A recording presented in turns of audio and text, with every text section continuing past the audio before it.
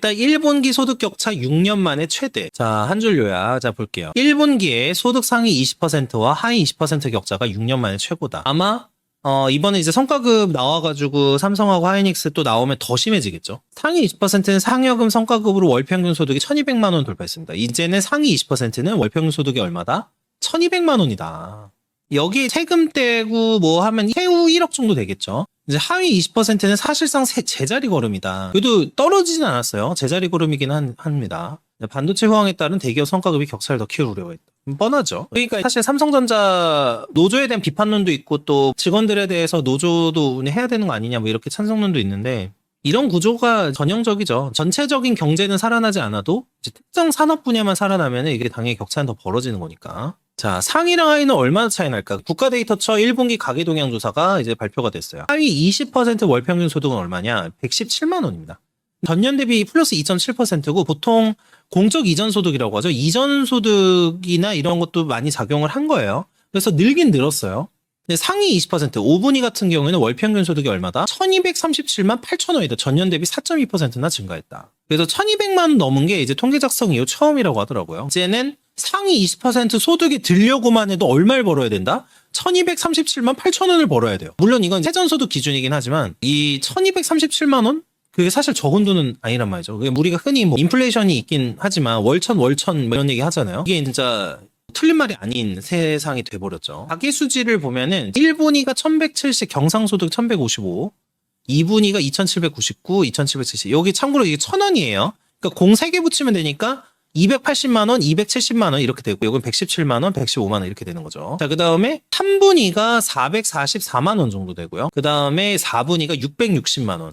근데 여기서 이렇게 늘어나는 폭이 막 이렇게 되죠. 이게 그래서 되게 좀 슬픈 게 여기 4분위까지 딱 이렇게 끊어보면은 물론 440만에서 660, 200만 원의 차이는 엄청 큽니다. 엄청 큰데 4분위랑 5분위 차이는 2배 차이가 나요. 2배 차이가 나니까 여기 이 4분위와 5분위 간의 생활 격차는 어마어마한 거죠. 물론 여기서 생활 격차가 날 수도 있고 저축액의 차이가 날 수도 있는데 결국에 이 4분위 소득으로 봤을 때 5분위까지 올라가는 것 중요해지는 것 같기는 해요. 물론 3분위, 4분위 이분들이 이게 적게 버는 건 절대 아니거든요. 적게 버는 건 절대 아닌데 계속해서 지금 상위 20%에 쏠리는 거예요. 소득이 더 쏠리고 그리고 점점 이런 거에 이름을 붙는 게 AI 시대가 될 거라고 생각하는 거죠. 그러면 AI든 뭐 IT, SNS 등등도 이걸 활용해서 막 돈을 버는 사람들 점점 더 많이 벌고 그리고 반도체도 IT니까 다 마찬가지고 그 다음에 그 업계나 돈을 버는 곳에서 참여하지 못하는 그런 분들의 경우에는 계속해서 소득이 떨어질 가능성이 높은 거죠. 자영업 하시고 이런 분들 진짜 힘들거든요, 지금. 그래서 여기서 이제 보면은 근로소득, 사업소득, 재산소득 쭉 있는데요. 일단은 근로소득이 비중상으로 높고 증감도 여기 2.5% 늘었어요. 그 다음에 사업소득의 경우에도 당연히 5분위가 제일 많기는 하지만 근로소득의 격차 정도는 아니고요. 그리고 이전소득이 있는데 여기 이전소득에서 이제 공적 이전소득, 사적 이전소득. 말은 어려운데 사적 이전은 가족이 뭐 돈 주는 거고요. 공적 이전소득은 국가에서 돈 주는 건데 여기 보면은 1분위는 여기 사실 공적 이전소득이 거의 절반이에요. 전체 소득에서 이 공적 이전 소득이 거의 절반에 해당하는 수준이에요. 이게 너무 뻔한 얘기긴 하지만 그리고 사적 이전 소득도 이 정도나 됩니다. 그러니까 55만 원씩을 거의 가계수지에서 매달 이전 소득으로 받는 거죠. 당연히 공적 이전 소득을 5분위도 안 받는 건 아니에요. 안 받는 건 아니지만 그게 큰 차이가 나진 않죠. 그렇죠? 그리고 지출을 보면은 여기 보면은 소득이 1170, 그러니까 이게 117만 원이란 말이죠. 가계지출이 1689, 168만 9천 원이에요. 가계지출 중에서 소비지출, 비소비지출, 처분가능소득 이렇게 쭉 나오는데 적자가 나고 있죠. 그리고 평균 소비 성향이 155.3이다. 반면에 5분위는 어떠냐? 소비 성향이 가장 낮아요. 물론 뭐 돈을 많이 버니까 저기 쓸 거 써도 많이 남겠죠. 많이 남는 거죠. 근데 사실 그렇게 단순하게 볼 거는 아니고 5분위가 오히려 평균 소비 성향이 낮다라는 건 한번 생각은 해봐야 됩니다. 제가 한번 영상에서도 한번 이거 다뤘던 적이 있는데 흑자율 차이가 너무 많이 나요. 그래도 3분위부터는 흑자율이 22.8 그리고 4분위가 30% 정도 나오는데 사실 4분위의 경우에는 돈을 모은다고 가정을 하고 이거를 마음을 먹었다라고 하면은 흑자율이 50%는 나와야 돼요. 근데 이제 이거는 안 나오잖아요. 5분위가 물론 이제 훨씬 돈을 2배 이상 버니까 그렇기는 하지만 흑자율이 42%예요. 그러니까 돈을 많이 번다고 해서 그러면 그 돈을 다 쓰고 있느냐 그런 건 아니라는 거죠. 전체 가구 평균을 보면은 그러면 전체 가구 월 평균 소득은 얼마냐? 548만 원 정도예요. 그래서 1년 전보다 증가하긴 했다. 2.4% 증가하긴 했는데 상위면 크게 늘고 하위는 거의 늘지 않아서 평균이 늘어난 거다. 그래서 전년 동기 대비해서는 2.7% 증가했고, 일단 핵심 지표를 보면 5분위 배율이에요. 결국에 이 5분위 배율이 높아진다는 거는 뭐죠? 양극화가 커진다는 거죠. 그래서 1분기 수치가 6.59배인데 2020년 그때 이제 코로나 터졌을 텐데 6.89배 이후 1분기 기준 6년 만에 가장 높다. 소득 분배가 악화됐다. 이렇게 보는 거죠. 분기별 균등화 처분 가능 소득 5분위 배율도 지금 쭉 이렇게 나오는데 2020년 때 근데 2018년 19년 때 높았어요. 처분 가능 소득이. 5분위 배율이 조금 낮아지다가 2020년 이후부터는 여기 6.5로 되게 이제 최근에 높아지고 있다. 근데 이게 참 아이러니한 게 이때 여기서부터 여기까지가 진보 정권, 여기 보수, 여기 진보잖아요. 여기서부터 진보구나. 근데 오히려 참 이게 부동산 값도 있고 뭐 여러 가지 원인이나 여러 가지 소득적인 원인이 있겠지만 사실 오히려 이때가 더 안정적이에요. 그리고 이때가 이제 박근혜 정부인데 박근혜 정부 때가 그냥 6 정도 나오는 이제 안정적인 수준을 보였고 2018년, 19년 막 이럴 때 이제 쭉 보면은 오히려 5분위 배율이 더 높아요. 그러니까요. 이건 아무리 봐도 우연하게 이렇게 되는 게 아니야. 이건 우연히 이렇게 발생했다고 보기는 진짜 어려워요. 그래서 저도 이거 가지고 경제 논문을 엄청 많이 찾아봤었는데 완전히 구조적으로나 분석을 자세히 한 논문이 있나. 근데 사실은 막 완전하게 정답이라고 생각하는 걸 보진 못했어요. 근데 어쨌든 이거는 경향적으로 봤을 때는 거의 매우 뚜렷한 어떤 수치다. 이렇게 많이 보이긴 하죠. 대기업 상여금이 원인이다 해서 소득 불평등 확대의 핵심 원인은 결국에 대기업 상여금이다. 기업을 어디서 일하는지에 따라서 많이 갈라졌는데 제가 최근에 들은 소식이 하나 있었어요. 뭐가 있었냐면 이제 연대 나오신 분이에요. 공대 쪽 나오셨는데 현대차랑 삼성의 두 개를 붙었는데 현대차를 가셨대요. 근데 그분이 그런 얘기를 하시는 거야. 내가 그때 삼성전자를 안 가고 현대차를 간 게 내 인생의 최대 실수다. 막 그런 얘기를 하신 분이 있었어요. 그래서 제가 아예 뭐 또 그렇게 생각하시냐 막 이런 얘기를 많이 했는데 이게 지금 그 인생은 그래서 제가 이번에도 느끼는 게 물론 반도체가 좋은 어떤 실적을 낼 거고 이런 거에 대해서 많이 생각을 하신 분들도 많이 있어서 삼성전자를 가신 분들도 있겠죠. 근데 생각을 해보면 인생은 어느 정도 운이 커요. 사실 저는 그런 생각도 해요. 운도 커요. 그러니까 노력을 하는 걸로 해서 일정 수준 이상으로 끌어올리는 거에다가 플러스 알파가 있는데 그 알파가 운이긴 해요. 왜냐면 내가 열심히 해가지고 어떤 기업을 탁 붙었는데 사실 그 기업이 향후에도 잘 되고 엄청 잘 나갈지는 몰라요. 그건 사실 모르는 건데 지금같이 삼성전자나 SK 하이닉스 다니시는 분들은 물론 뭐 그때도 반도체 미래에 대해서 낙관하고 고르다 보니까 그렇게 가신 분들도 있겠지만 잘 들어가서 버티다 보니까 이제 많은 과실을 얻게 되는 과일을 이제 얻게 되는 그런 상황. 근데 어떤 사람은 갈 수 있었는데 나는 다른 기업이 더 나을 것 같은 데서 많이 갔다고 치면 예를 들면 예전에 하이닉스를 기준으로 한번 해볼게요. 예를 들면 하이닉스를 다니던 분과 그때는 그냥 하이닉스였죠. 그냥 하이닉스 그 적자를 면하지 못하던 그 시절 SK 하이닉스가 되기 전 시절 그때 하이닉스 들어가신 분들은 사실 이 정도 성과급을 과연 기대했을까? 저는 못했을 것 같거든요. 그때 만약에 거기랑 현대차 이런 데를 많이 고민하는 분이 있었다라고 가정하면 대부분 현대차를 갔을 거란 말이에요. 물론 현대차도 엄청난 연봉을 주는 좋은 기업이지만 지금같이 이렇게 하이닉스처럼 이렇게 대박이 터져서 성과급을 그 정도 받을 줄은 몰랐던 거죠. 어쨌든 이런 거 보면은 사실 인생은 좀 운적인 요소도 커요. 냉정하게 운적인 요소도 커요. 제가 유튜브의 알고리즘의 선택을 받은 것도 운도 따른 거라고 생각하거든요. 그래서 다시 돌아와서 5분위 가구의 근로소득을 이제 끌어올렸다. 뭐가? 상여금이. 자, 5분위 월평균 근로소득은 860만 8천 원이래요. 1년 전보다 20만 원 정도 증가를 했고요. 국가데이터처에서는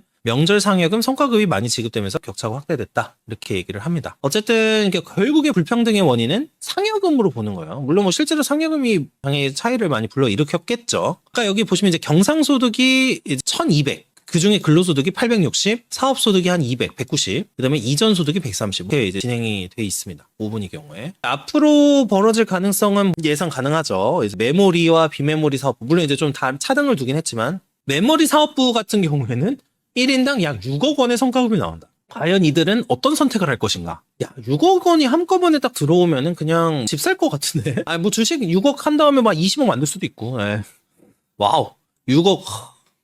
열심히 살아야겠어요. 요즘에 지금 전문직들 상당히 삼성전자 하이닉스 배합하는 사람도 많습니다. 그래서 전문직으로 현타 온 사람들도 있어요. 내가 뭘 위해서 이렇게 하는 건가? 연봉 2억 3억 받아도 성과급이 6억이 나와버리네? 이거 뭐지? 막 이런 이제 생각이 드는 거죠. 근데 사실 잘 나가는 기업에서 일을 하는 직원분들도 열심히 한 거니까 그거를 저는 이렇게 받는 것 자체가 뭐라고 그러지는 않아요. 다만 노조에서 좀 했던 것들 중에 제가 봐도 조금 이건 좀 그런데 이런 생각이 드는 것들도 있긴 있었는데 기업의 성과가 낮고 이제 노조가 움직여서 이익을 가져갔으니까 어쩔 수는 없겠죠. 받을 자격이 있긴 해요, 이런 분들은. 이 성과급이 어떻게 될까? 하이닉스도 영업이익이 10%를 상한없이 성과급으로 지급합니다. K자형 양극화심화가 우려된다. 이런 얘기가 있습니다. 근데 전문직 분들 중에서 사업 쪽으로 해가지고 뭐 의사분들은 병원하고 이제 변호사분들은 뭐 로펌이든 뭐든 해가지고 많이 버는 분들도 상당히 많아요. 그래서 영업이익의 10%를 상한없이 성과급으로 지급한다. K자형 양극화가 심화될 우려가 있다. 조용히 집 사겠죠. 제 주변 친구들도 요즘에 갑자기 말이 없어졌어요. 삼성전자 다닌 애들이. 삼성전자랑 하이닉스 다닌 애들이 지금 사회 분위기를 알잖아요. 자신들을 어떻게 바라보는지 안단 말이에요. 그래서 돈 얘기가 나오면 급히 되게 이렇게 죽이려고 노력을 많이 하는 것 같아요. 이런 얘기 하도 듣다 보니까 다들 약간 말조심하는 느낌이 있어요. 6억이면 그 누진을 감안하긴 해야 되지만 이제 그 최상위 레벨 구간에서는 뭐 40에서 50%죠. 거기에다가 뭐 각종 지방세, 지방소득세, 사대보험 이런 거 생각하면 그냥 50% 생각하면 돼요. 예. 근데 남자분들 확실히 차에 대한 게 좀 있어. 근데 그 차가 저는 이제 조금 그런 생각이거든요. 이거 감가상각이 이건 아닌데 그런 생각이 좀 들긴 합니다. 저도 근데 차를 끌어보니까 약간 나중에 조금 돈 더 벌면 뭐 살까? 저는 사실 마지막 레벨이 제네시스 정도일 것 같긴 해요. 저도 돈을 진짜 많이 벌면 맞아 차를 바꾸니 품위의 주비가 많이 드네요. 맞아요. 그런 것도 있고 해서 많이 또 돌아다니게 돼. 자, 어쨌든 그렇고요. 월평균 소비지출 1분기 전체 가구는 310만 원 정도래요. 전년 동기 대비는 5.3% 증가했는데 제일 어디가 많이 늘어났냐면 교통, 운송, 보건입니다. 교통 운송이 많이 늘었다. 이거는 거의 제가 봤을 때 유류비 문제랑 여러 가지가 이제 복합적으로 돼 있는 것 같아요. 보건 쪽은 이제 25만 5천 원 늘었다. 가구당 월평균 지출에서 가계 지출은 이렇고 424만 원이고 소비 지출은 310만 원 정도 된다. 비소비 지출은 113만 원이다. 비소비 지출은 뭐 사실 어쩔 수 없이 계속 지출로 나가는 부분이죠. 그다음에 소비 지출은 310만 원이다. 자, 이렇게 해서 나오고 보건하고 교통 운송이 가장 높고 주거 수도가 여기 보시면 413이에요. 식료품 444, 의식주. 그다음에 의는 지금 의류 신발 여기 있네요. 이제 121, 12만 1,000원 정도 쓴다는 얘기고요. 여기 음식 숙박 이것도 사실 식료품하고 같이 들어가야겠죠. 요기까지 이렇게 딱 들어가면 되겠네요. 그래서 이런 상황이다. 그러니까 소비 지출은 뭐 뻔해요. 의식주가 일단 기본적으로 나가야 되니까 돈이 많이 들고 여기에다가 여가 생활을 하느냐 문제인데 보통은 정보통신, 이건 보통 핸드폰비겠죠. 그 다음에 오락문화, 이것도 또 핸드폰하고 연관돼 있어요. 이 두 개가 이제 비슷하다. 그리고 교육은 뭐 다고해서 뭐 사교육이나 자기가 교육 받는 거나 이런 걸 쓸 테니까. 그 다음에 소비가 늘어난 이유는 자동차 구입이 1년 전보다 29.6% 증가했다. 저는 이런 거 볼 때마다 정말 많은 생각이 들어요. 경기가 어려운 게 맞는가? 근데 이거를 그냥 양극화의 증거라고 볼 수도 있겠죠. 자동차 구입과 관련해서는 보통 고가품이니까 많이 돈이 들어가니까 양극화가 심해져서 늘어난 걸 수도 있고요. 전반적인 관점에서 보면은 근데 자동차 구입이 늘어났다는 거는 사람도 먹고 살 만한 거 아닌가라는 생각이 들기도 해요. 근데 어렵다고 하지만 실제로 자동차 구입은 29.6%나 늘어났다. 그래서 이제 교통 운송 분야 소비 지출이 상승을 했다. 최근에는 독감 환자가 증가했었기 때문에 이것 때문에 보건 관련 비용이 늘어난 거다. 이렇게 본 거고요. 참고 미국 이란 전쟁에 따른 유가 상승은 2분기 이후에 반영될 전망인데 어떻게 될지 궁금해요. 그래서 자동차 구입, 운송기구 연료비, 기타 운송 등 지출은 증가했다. 보건은 치과 서비스는 감소했는데 외래 의료 서비스, 입원 서비스, 의약품 등 지출은 증가했다. 정부의 입장과 대응은 이걸 뭐 대응을 어떻게 해야 될까? 자, 300인 이상 사업장이 임직원 임금 상승 등의 영향으로 보이니까 그러면 이분들은 또 어떤 선택을 하느냐? 고유가 피해 지원금을 또 지급을 하고요. 긴급 복지 생계 지원을 확대하고 추경을 신속히 집행하겠다는 입장이다. 결국 이전 소득을 늘려서 어려운 사람들과 부자인 사람들의 격차를 줄여보겠다 그런 취지예요. 근데 아까도 보여드렸지만 연도별로 보면은 그 기조로 계속해서 움직이지만 격차는 오히려 이때가 더 높을 때가 많았다. 자, 그래서 일단 답변이 보면은 5분위 가구 소득 증가율이 4.2%로 다른 분위보다 높은데 이유가 있을까요? 해서 이제 문답이 나오는데요. 대기업 종사하시는 분들이 주로 많은 걸로 저희가 파악을 하고 있다. 그래서 저희 통계 말고 다른 통계들을 참고한 결과 대기업 위주 300인 이상 사업체의 임금 상승률이 조금 더 300인 미만 사업체보다 조금 더 높은 것으로 나타났습니다. 그로 인한 것으로 보입니다. 또 질문이 뭐였냐면 하이닉스와 삼성전자 성과급을 두고 되게 말이 많잖아요. 그런데 보면 균등화 처분 가능성도 5분위 배율이 악화됐는데 이 성과급이 본격적으로 지급이 되면 이 5분위 배율이 점차 악화되는 것이 아닌지 저도 이렇게 생각을 하는데 일단 5분위 배율 자체는 사실 저희 통계보다는 가계금융복지조사를 참고하시는 게 좋고요. 일단 한번 발 뺍니다. 이렇게 그죠? 우리는 모르겠다. 저희는 분기별 통계이기 때문에 조금 분기별로 편차가 있을 수 있다는 점을 말씀을 드리고요. 그래서 5분위 배율에 대해서는 가계금융복지조사 자료를 참고하시는 게 조금 더 정확하다. 정확하긴 하겠죠. 자, 그래서 이렇게 이제 마무리가 됐습니다.